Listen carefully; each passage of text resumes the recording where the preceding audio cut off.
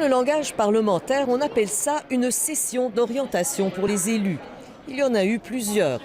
De l'endroit où se trouvent les bureaux et les toilettes, des règles qui régissent la Chambre des communes au code de conduite des députés, c'est l'apprentissage avant la grande rentrée parlementaire. Moi, j'ai été enseignant durant de nombreuses années. J'ai eu l'habitude d'être en avant puis de donner des leçons.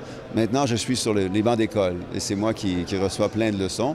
Professeur, économiste, auteur, Jean-Yves Duclos est le nouveau ministre de la Famille, des Enfants et du Développement social. Au nombre de ses dossiers, les allocations pour les familles. Un défi, surtout pour quelqu'un qui n'a jamais siégé au Parlement canadien. Tout comme son collègue de Calgary, Kent Heer, le ministre des Anciens combattants. De nouveaux visages, dit-il, des idées fraîches. Blessé par une balle, confiné à son fauteuil roulant depuis plus de 20 ans, cet avocat albertain devra gérer le dossier des suicides chez les soldats.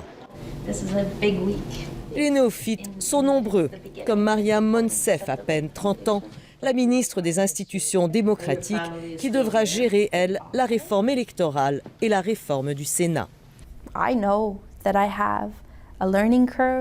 Je sais que j'ai beaucoup à apprendre, dit-elle, et toute une mission devant moi. Et une vie déjà bien remplie.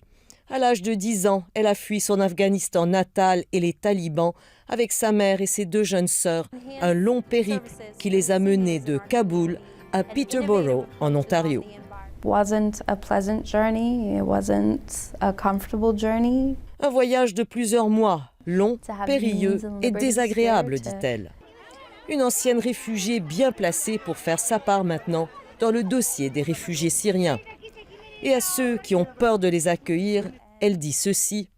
They're escaping the very darkness. Ces réfugiés fuient la terreur, ils ne l'apportent pas avec eux.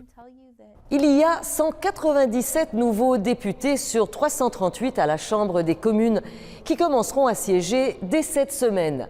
Fini les sessions d'orientation et les répétitions générales, ce qu'ils n'ont pas encore acquis, ils devront l'apprendre sur le tas. Ici Joyce Napier, Radio-Canada, Ottawa.